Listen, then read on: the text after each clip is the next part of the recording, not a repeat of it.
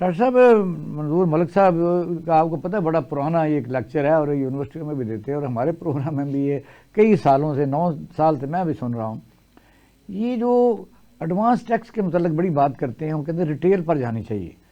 इसमें किस तरह हम लोगों को समझा सकें, या हुकूमत को समझ नहीं लग रही, या चैम्बर ऑफ कॉमर्स की इनएफिशिएंसी है, प्रॉब्लम कहाँ है? बात यह है जी कि मेरा ये ख्याल है कि एक पॉलिटिकल इकोनॉमी जो होती है ना जी, उसके अंदर हुकूमत जो है वो सिर्फ फ्रॉड को बचाने के लिए होती है, वो क्वालिटी को प्रमोट करने के लिए होती है, वो इन्वेस्टमेंट को प्रमोट करने के लिए होती है।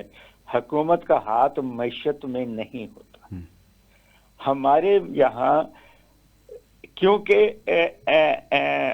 ब्लैक इकोनॉमी बहुत बड़ी है, अफसरान भी, सियासतदान भी और दीगर लोग जो हैं वो ना सिर्फ स्मगलिंग बल्कि रिश्वत और पिलफरेज टैक्स के पैसे से लेते हैं। तो उन्होंने हुकूमत को इतना बड़ा कर दिया हुआ है। वो ठीक है, हमारी पॉपुलेशन भी बड़ी है, मगर हुकूमत हमारी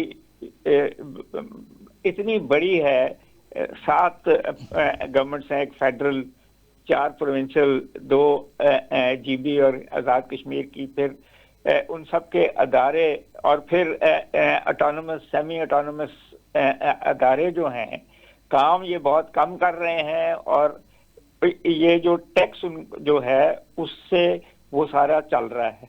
अब टैक्स जो है वो 3 किस्म के टैक्स हैं ना जो हम ले रहे हैं। एक जो मंजूर साहब ने कहा कि विद होल्डिंग टैक्स है, जो पहले ही काट लेते हैं। दूसरा सेल्स टैक्स है। तीसरा इनकम टैक्स है। अब ये जो कॉस्ट ऑफ डूइंग बिजनेस, और फिर मैं इसको ट्रांजैक्शन कॉस्ट भी कहता हूँ, जो रिश्वतें हैं, जो पिलफरेजेस हैं, ये सारी मिलके कॉस्ट ऑफ, जो बिजली में आती हैं, जो गैस पे लग जाती हैं, ये जो निज़ाम बनाया गया है, ये मैंने तो अब इसका नाम रख दिया है कि ये ईस्ट इंडिया कंपनी की एक नई शक्ल है। कि पाकिस्तान से चोरी करो पैसे और पाकिस्तान से बाहर ले जाओ।